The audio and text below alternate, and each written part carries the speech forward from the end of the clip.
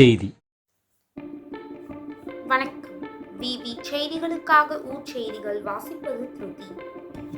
ஆற்காடு கலவை அருகே அருள்மிகு முத்துமாரியம்மன் கோவில் மகா கும்பாபிஷேகம் விழா நடைபெற்றது. ராணிப்பேட்டை மாவட்டம் ஆற்காடு அடுத்த கலவை அருகே உள்ள மேல்நெல்லி கிராமத்தில் எழுந்தருளியிருக்கும் மிகவும் பழமையான அருள்மிகு முத்துமாரியம்மன் ஆலயம் புனரமைக்கப்பட்டு புனராவர்த்தன அஷ்டபந்தன மகா கும்பாபிஷேக விழா வெகு விமர்சையாக நடைபெற்றது.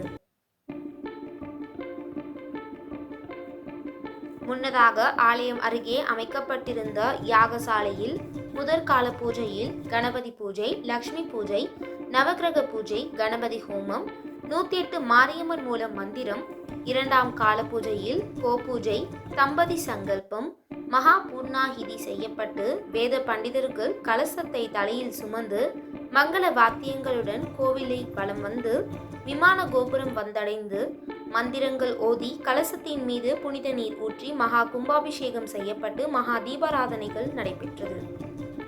தொடர்ந்து கருவறையில் உள்ள அருள்மிகு முத்துமாரியம்மனுக்கு கும்பாபிஷேகம் நடைபெற்று பல்வேறு மலர்களால் அலங்காரம் செய்யப்பட்டு சிறப்பு பூஜைகள் நடைபெற்றது.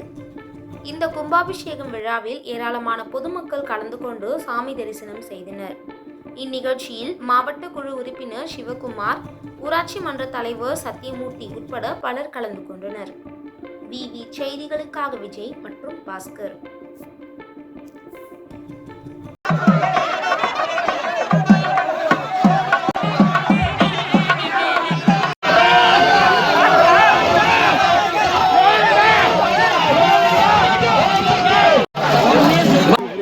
வா ஊத்துங்க.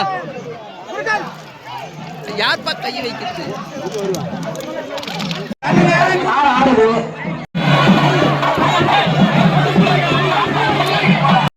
ஓம்